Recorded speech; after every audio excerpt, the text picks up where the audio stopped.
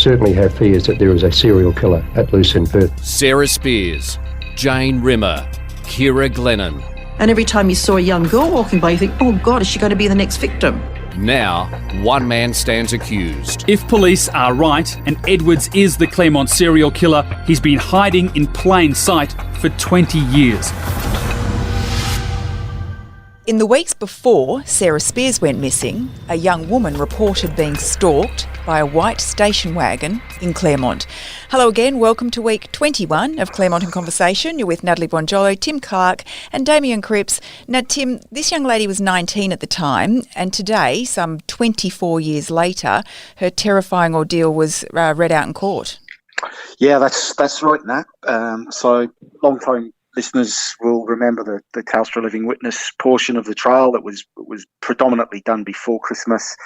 And this is the prosecution basically putting together a series of mysterious and disturbing events that they say occurred in and around Claremont, in and around the time of the murders, to try and show, according to them, that as serial as the alleged murders were, they weren't individual cases, if you like. There was a series of behaviours going on in and around Claremont at the time that all linked basically to this white car, a white station wagon, and some of those previous witnesses have told of the station wagon even having the Telstra logo on it. And this was yet another one of these. This was a statement that was read into court. So this woman, as she is, young woman as she was at the time, wasn't in court to tell this story, but it was still pretty compelling and pretty disturbing what the witness statement that was read in said. She was a barmaid at the Cottesloe Hotel around that in 1996, and she was on her way to Club Bayview after work with some friends in January 1996. So that's very close to the time, obviously, that Sarah disappeared. She spent a little bit of time at Club Bayview, but it wasn't her favourite venue, particularly, she said, because there were strobe lights and she'd suffered from some problems with epilepsy earlier on in her life. And so she decided to leave and walk back to her car, which had been parked at her workplace at the Cottesloe Hotel, which is about a mile or just over a mile away, around a 20-minute walk. And she said it was during that walk that she had this very confronting incident with a white station wagon, which slowed abruptly in her presence when she was walking home, and then left and then came back again, and proceeded, she said in her statement given to police, to basically stalk her on the footpath at some stages, or at the very end of the of this incident, reversing towards her to basically try and prevent her from walking any further. And it was a tinted window. She couldn't see the driver, but nevertheless, she was very intimidated, very scared and very frightened. So frightened, in fact, that she crossed the road a couple of times to try and prevent the car coming towards her any closer, because using the median strip as a kind of barrier. And eventually the car did leave her alone, but not before she was left pretty terrified by what had happened. So terrified, in fact, that she reported it to Crime Stoppers on the night. And then later on that year, after Jane went missing, she reported it again to police. And that's how it became part of this this tranche of evidence that the prosecution has now used more than 20 years later. Yeah, I mean, she must have been feeling at that time when these other young women disappeared that she perhaps had a very, very close call. Damien, you know, we've heard from multiple witnesses who've said they've been picked up by, or in this case stalked by, someone in a white station wagon during those years. And it definitely adds to this picture of a predator in the Claremont area. And I guess it really reminds us of what it was like back then. And I find it interesting to hear these stories of people who have, you know, really kept them quite close to their chest over these decades, and really hearing them for the first time. Yeah, it's unusual in a court case to have people that seem quite removed from the actual allegations come forward and give a story about something that might not be related at all. Yeah, that is the key. I mean, we should point out this is not subject to any allegation towards Mr. Edwards. None of these supposed or so-called Telstra living witnesses are said to be him in person, but it is the prosecution that have been allowed, I suppose, or permitted to paint this picture of this white car, or could be white cars, we don't know, getting around in Claremont at night at the relevant times, and seemingly accosting only vulnerable or lone women as they walked on those streets. And you're right, Damien. I mean, even last week, one of these witnesses that we heard from gave a description which didn't match Mr. Edwards at all. And the car, of course, was old and a bit battered as opposed to a new car. And so it is interesting to hear these living witnesses with their evidence. It's interesting, but it does concern me a little bit, as what I just said before. You could argue that they're not, they're simply not related, and the evidentiary principle is that if it's not relevant, then how can it be something that the court can consider? And I haven't been privy to all of those applications and the behind-the-scene conversations that might have taken place. But as Tim pointed out, then they've obviously come into court, and they've obviously been allowed for whatever the reasoning is, and they do paint a picture. And what comes to my mind is that essentially the prosecution are painting a picture of potentially how many other people had been approached by, has to be said in the prosecution's version, by potentially the accused that was unsuccessful on that occasion. Yeah, and you'd have to think, Damien, that if this was a jury trial, and we've had this hypothetical conversation many times over the last many months, if this was a jury trial, you would have thought that the defence would have battled a lot harder to keep that stuff away from their ears. In fact, a judge might not have even considered the application at all. Absolutely. So like I said, Tim, I'm not privy to what the behind-the-scene arguments that have taken place, and I'm sure there was numerous. But I guess the upside for the defence would be, if there is an upside, if you can take an upside, the upside is at least they can walk away from that knowing that it is a judge-alone environment where the person who's making the decision is in a lot better position to have the internal insight to know how to appropriately deal with that information. Yeah. Well, I mean, Tim, today Mr. Yovich did object to some evidence today, and this was to do with the homicide pattern expert. So this was a very interesting scenario. Can you just talk us through how this unfolded? Yeah. So this is the real pointy end, or certainly the short end of a very long case. It was flagged way back at the opening back in November, and today we got to this. And this is the prosecution's bundle of evidence that relates to, well, firstly, every murder, homicide, manslaughter, attempted murder, and driving by death by dangerous driving in Western Australia from 1988 to the current day. Now, if you want to talk about extraneous material from the actual allegations, you can't get much more extraneous than that. 1,533 cases. It took the police, WA police analysts almost 4 months to put this spreadsheet together. Wow. But the reason for this is that they wish to show, or want to try and show, that these three cases are linked to each other, but not linked to any other unsolved crime, a missing person, or even unidentified human remains that have been found in Western Australia over the last 30-odd years. And so the way they did this was to start with the very wide base of the pyramid, if you want, as I mentioned, 1,533 cases, and then apply as many filters as they could to hone it down right to the tip of the pyramid, which they say are these 3 cases that stand alone, and cannot and should not be linked to any other possible cases, and therefore any other possible suspect. And so the way they did this, they got these cases and then applied varying several filters, in fact. So the first of those were the suburbs where they took place. So Claremont, as we discussed, is a western suburb, an affluent suburb of Perth. And so what they did is they applied the western suburb filter to all these cases first. Then they applied the victims, whether they be male or female. So that obviously honed these cases down a little bit more. Then they applied the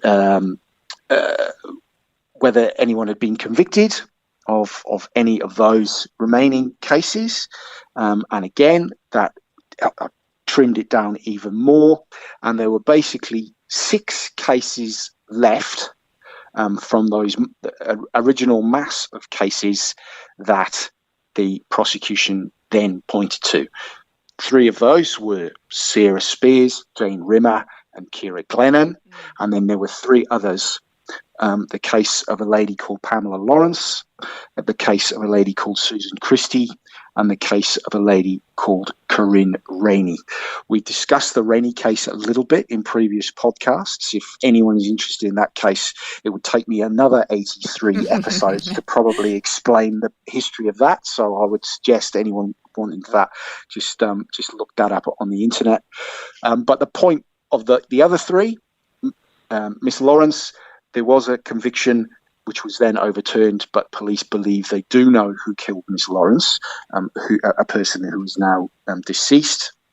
In the Susan Christie and Corinne Rainey cases, their significant others, if I can put it that way, were both charged with those murders, but acquitted after a trial. And so what you're left with out of all those cases is Sarah, Jane, and Kira. And that is what the prosecution say. These aren't linked to anything else but each other, and we link them all to one man, Bradley Edwards. Yeah. And it was interesting, Paul Yovich effectively said that this line of evidence is relevant to the trial. Damien, what would potentially be the reasons that he may say that? Well, there's numerous reasons why. Well, in my mind, there's numerous reasons why it's irrelevant.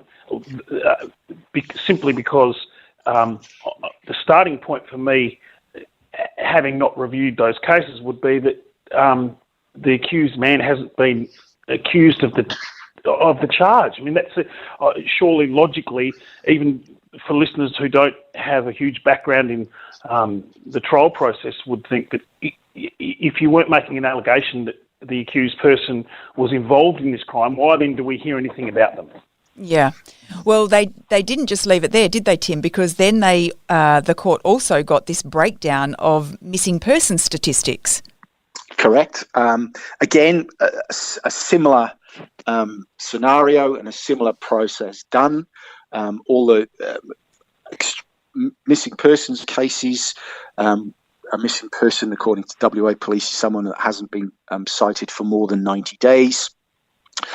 All those sort of unresolved cases were also put under the same sort of filtering process. And again, we got down to we got down from dozens to basically a dozen, one of which included Sarah Spears.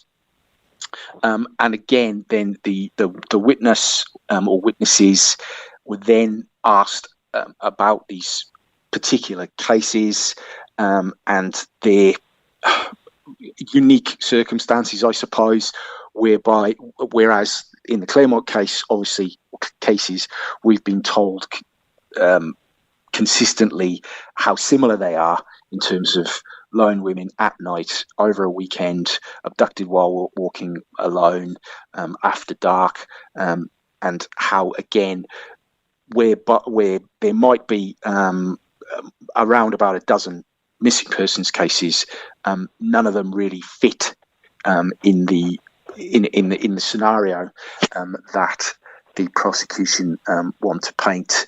In terms of geography, for instance, a lot of them were done, or a lot of the missing persons cases are sort of more rural areas of Western Australia rather than in Claremont. The Haley Dodd case, for instance, which is still classed as a missing person case, even though there has been a man charged, convicted, acquitted, and it will be going towards a retrial. That was up in a place called Badgingarra, which is way out of Perth. So again, they're asking the judge to look at all these cases and say, well, none of them fit together apart from Sarah, and then she fits with Kira and Jean. Yeah, I mean, it really does, to the layperson, sound like, they're trying to tie up every possible loose end that could be followed down a rabbit hole, almost. Yeah. It is a little bit like that. It has been a little bit like that, or a lot like that, actually, over the course of the trial. WA Police have obviously put a lot of work into this section of the case as well. As I say, 4 months it took to bring up this spreadsheet, but it didn't take us too long to go through it today. And as Damien pointed out, and as I pointed out, and as you pointed out, Mr. Yovich did rise before it all started and say, look, we would stress against Your Honour taking this into account at all, given its relevance. And if you do deem it to be admissible, then we would argue against any or what weight you can put on it at all. So once again, just another couple of sheets of paper into Justice Hall's inbox for him to try and sort out when this is all said and done. Damien, in your experience, is the judge more likely to allow evidence to proceed in certain circumstances, or not to allow it to proceed? In my experience, it's very considered. It's a very considered decision because there's ramifications on both sides, and the ramifications are significant. So if a judge is making a decision about whether he's going to allow some evidence in, the first thing is if he allows it in,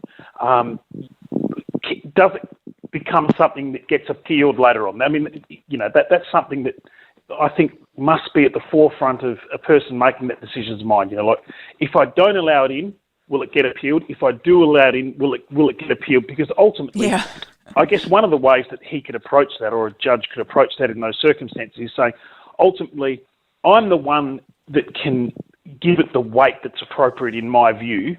I'm better to sit here and listen to it.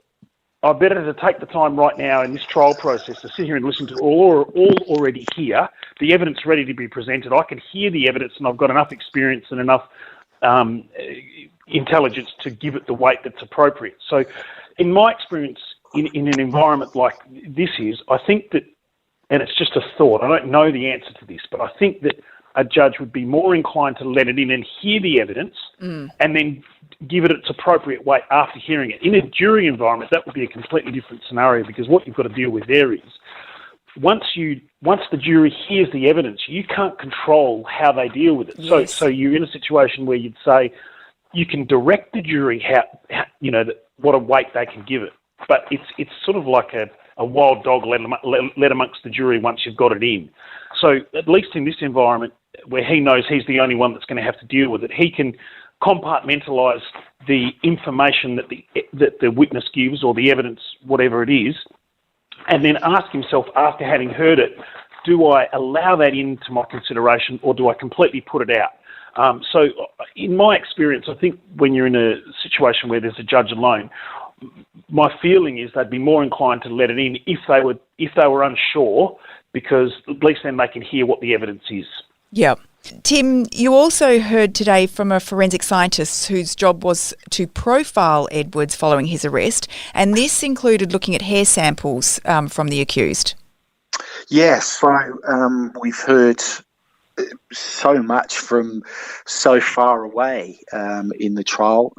Canberra, the UK, America, where we heard a little bit more today. And this is from this portion of evidence was from Victoria, which is what we refer to in the West as over East, but Melbourne is the capital of Victoria for all our overseas listeners. And this was the Victorian equivalent of Path West, basically, where they do all their DNA sampling.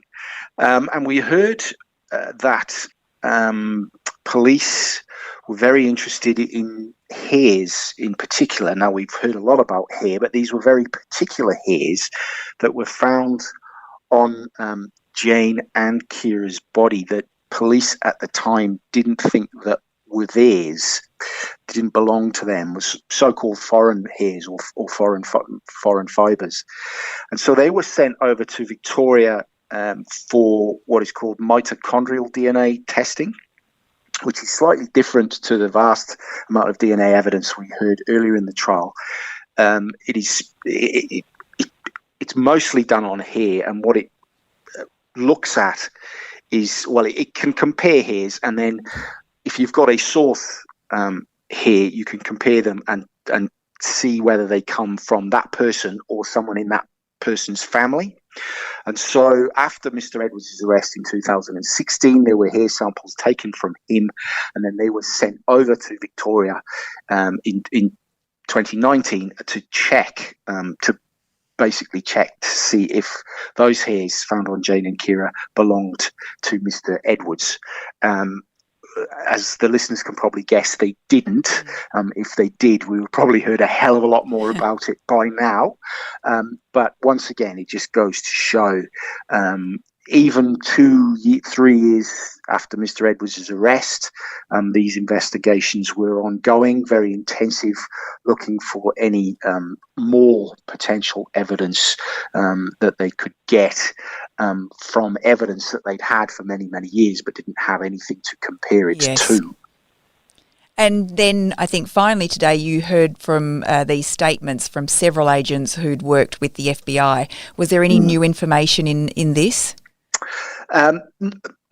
Not spectacularly new, but it was more detail about what the FBI were tasked to do. This is back in 1999. In particular, Kira's shirt was the focus of quite intensive scrutiny by the FBI, who at that time were deemed to be among the best, if not the best, in the world at this particular type of analysis. And we've covered very long and detailed evidence about what was found on that shirt, i.e., blue fibres. What did strike me though was how these fibres were actually extracted from the shirt. Now, you might think it would be done under a microscope, with tweezers, but we heard today that part of that was actually just a metal spatula.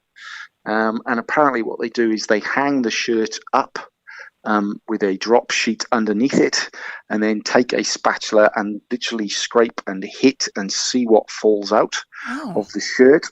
And then everything that is on that drop sheet is then placed into petri dishes and then looked at under the microscope.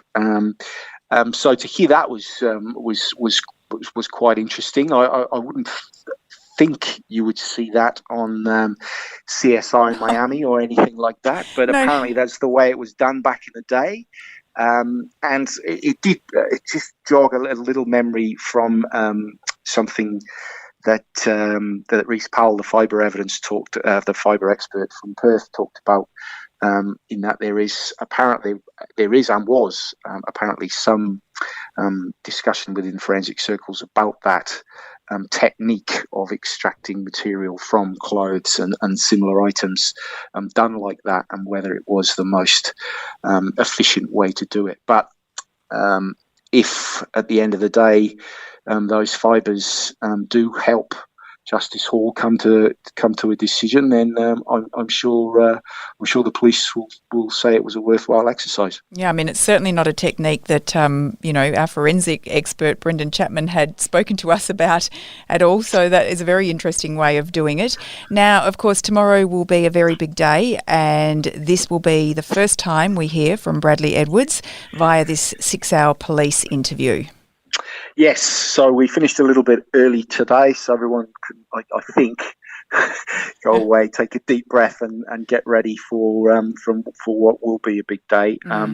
So yeah, it's the last witness of the prosecution case tomorrow, Detective Senior Sergeant Joe Maripodi, who I've sat behind for many days in the last few months, as he's been on his laptop and I've been on mine. But he is what they call the investigative officer or investigating officer. So the man that will speak to and on behalf of a lot of other officers, but he was also one of the 2 officers that conducted that interview with Mr. Edwards after he was arrested in December 2016. And so that video, or certainly a large portion of that video, will be played in court starting tomorrow. It's been edited down a little bit to take out some material that both sides agree that Justice Hall doesn't need to hear. But there is obviously a lot of it that the prosecution does want him to hear. And certainly those of us who've been following the trial very closely are also wanting to hear as well. Yeah, Damien, how important is this this video interview? It gives me shivers down my spine to even contemplate that's going to commence tomorrow. One of the first things that ever happens to a person when they get when they get taken in for questioning, or when they get approached by police, or they get arrested, or they're the subject of a warrant, is, as most people would know, they get offered the opportunity to contact a lawyer. And when anyone contacts me or any of my colleagues, the police generally call us and they say, we've got person X in custody, they've requested to speak to a lawyer. In some cases it'll be they've requested to speak to you. And then the only thing realistically that a lawyer in Western Australia can say to that person is make no comment. And essentially what that means is don't speak to the police about what they're trying to speak to you about. And there's some things that essentially a person has to give information that's not subject to that right. So they have to say their name and they have to say their address. And in some circumstances, I think most of the time now, if you're asked to give your fingerprints, you have to do that as well. But so they're taken into a room and they're advised by the police that they're being filmed. They'll say, there's a camera on the other side of that glass and there's some microphones on the table there, and we're going to ask you a series of questions, and you're not obligated to say anything. And the reason that they're given that right is because of what's going to happen to Mr. Edwards tomorrow, is because at some point during the trial, the investigating officer is going to turn up and he's going to say, on such and such a date in 2016, we arrested the accused person and this is what he said. And so then that's played in front of the court. Now, if you haven't had any legal advice, or you haven't had the opportunity to consider what the legal ramifications of saying anything are, you're potentially speaking into an open forum in an uncontrolled environment, which it makes me, it sends shivers down my spine. And not because I think that people who have committed a crime should be protected by not saying anything, just essentially, just by the virtue of being a defence lawyer, I'm always trying to make people understand that sometimes you might not actually understand what you're saying when you're speaking openly to the police. And I've seen it numerous times when I've watched an interview, and obviously as a defence I'm a little forgiving to people. So I'll always appreciate and accept the person said, I will say, I said this, but I didn't mean it in that context. So tomorrow, what I will imagine, Tim, the numbers in the courthouse have dwindled away a little bit since the start of the trial. Yeah, well, certainly they dwindled away to next to nothing at some stages. But look, they've been slowly getting bigger and bigger. There were even more people in court today, including sort of close family members of both Sarah and Kira. and I'm anticipating there might be a few more again tomorrow, because, I mean, this we've spoken for so long in public about Mr. Edwards, but we've never heard Mr. Edwards speak in public before, apart from to enter pleas, be they guilty and not guilty at this stage. Absolutely. So tomorrow, this is the moment when the people of Western Australia are actually going to hear words come out of this person's mouth and are going to be able to get a little bit of a feel for the person that is at the end of this accusation. And just to go back to Nat's question, at this stage, I would have thought this is the most significant piece of evidence that the prosecution are going to bring. I mean, obviously, depending on what he says, but even the interview goes for 6 hours, and that's with a few edits here and there, obviously, but it can't be the case that he simply said no comment, because in my experience, if a person tells the police that they're going to say no comment, a lot of the time police won't persist with the interview, but in some cases they will persist with the interview anyway, and then they'll head into the room and it'll get recorded. And if the person gives an interview that's predominantly no comment, they won't bother with it. But obviously he's said something of substance, because they're going to play this interview that's seemingly quite long. So I would have thought, in answer to your question, that this is a very significant piece of evidence. Yep. So would Bradley Edwards have had legal advice prior to doing this interview? You would have to think that he did. I mean, given the nature of the case and the significance of it to the people of Western Australia and the legal system, I would have thought it would be fraught with danger for any officer to have thought that even if he had said, no, I'm happy to proceed, if I was the investigating officer, and I just don't have the skills, but if I was, I would have thought in conjunction with consulting with my senior officer, I would have said, you know what, given who this person is and what we're alleging against him, let's give him the opportunity to speak to a lawyer before he does his interviews. So I would have thought he would have definitely been given the opportunity, because otherwise we wouldn't be in the position we're in now. But we will never know the answer to whether he heeded the advice that was given to him, or what the situation is. Oh, I see. And is there ever an opportunity that you can have a lawyer sit in on that police interview with you? Well, it's a really interesting question, because obviously we're in the jurisdiction of Western Australia, and our system is a system that's very similar to most of the systems that people would be familiar with through the media. However, there's little nuances in the system here in Western Australia and Australia that make it a little bit different to that we see, especially in England, and that we see in the US. Now, my understanding is the reason we don't have lawyers in with people doing their interviews in Australia is because that lawyer can then be called as a witness. So one of the reasons, say, if a client of mine rings me up and says, I'm about to be interviewed by the police, can you come in and sit in with me in the interview? Well, the reason why we don't do that is because we can be called as a witness in that case, and then we can't act for the person. But one of the situations that I've never had the opportunity to test or consider at great length is whether if perhaps you called me and I came down and sat in with you interviewing with you, then you could get another lawyer at a later date. So I'm not sure whether Tim's ever been in that experience where he's watched a video in a court where an accused person has had a lawyer sitting with him. Have you, Tim? Not from memory. A lot of the and obviously child witnesses and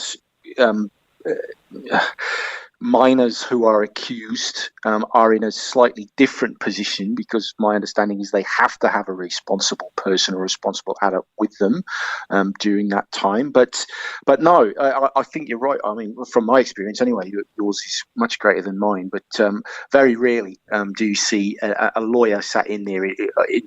In the vast majority of cases, it's a round table in a stark white room with often two detectives and the accused person and the video camera with the red light blinking. And as I understand it, that's what we are going to be presented with tomorrow.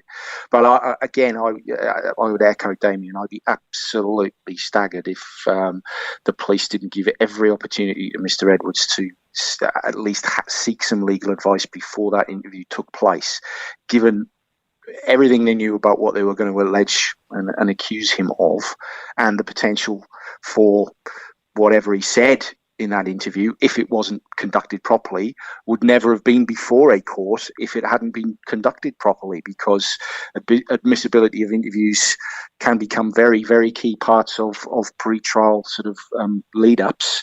There hasn't been any suggestion that the interview was done anything other than properly, which is why we'll all get to see it tomorrow. Yeah. Do either of you think it's in the interest or in the detriment, I guess, of the trial to allow the people of Western Australia to see this video if Justice Hall were to release it? Which way do you think is the way? Well, I think we'll be on different sides of the fence, but I'll get my defence in first and say, look, as a journalist, I think it would be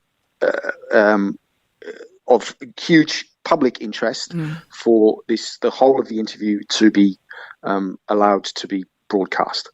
But there is a section of West Australian law under our Criminal Procedure Act which basically says that accused persons, if they were to know that the interview might be broadcast publicly at a later date, then that might alter the way that they give their evidence in that interview. And so for that purpose, it is basically very, very rare that those interviews ever get put forward to the media because of the protection of the process, if you like. Well, so I think I have a little bit more to say about that than Tim. Surprise, surprise.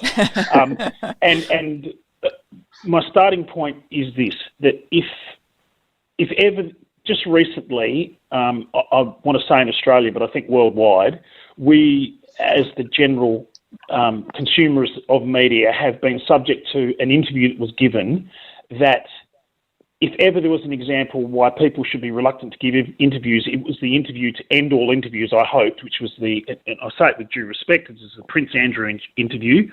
And I mean, for anyone who hasn't watched it, I think that it's available. You can find it and watch it. And it's generally an interview of a person trying to explain away something.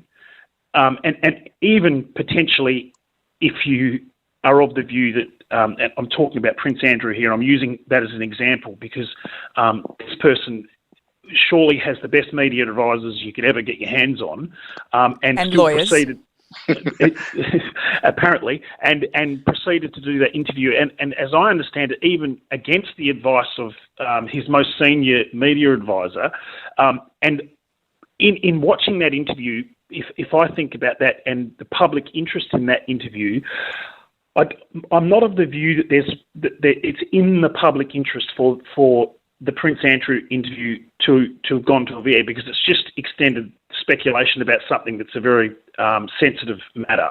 Now, so if we think about that in a case where the police conduct the interview, I think that it's even more sensitive because it's a process where the police are under very strict rules and guidelines about how they're meant to do it.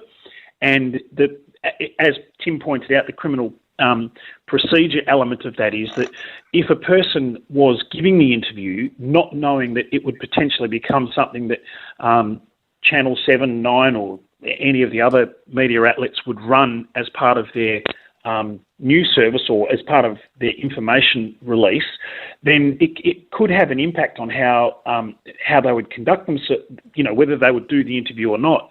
And there's so many things to be said about these interviews because every accused person has the right to remain silent.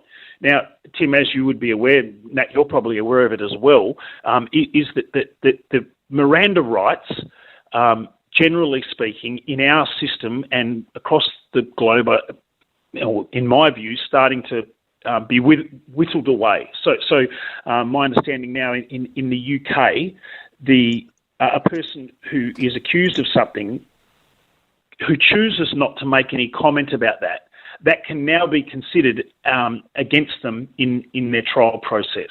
It's not the case here in Australia. It's still the case here now that you have the right to remain silent, and it can't have an adverse impact on the decision that's made against you. However, the situation as it stands at the moment is, if a person is afforded those rights to remain silent, and then they choose to say something, even after they've spoken to a lawyer, then they've voluntarily said to themselves, no, I'm happy to speak, and here's my information.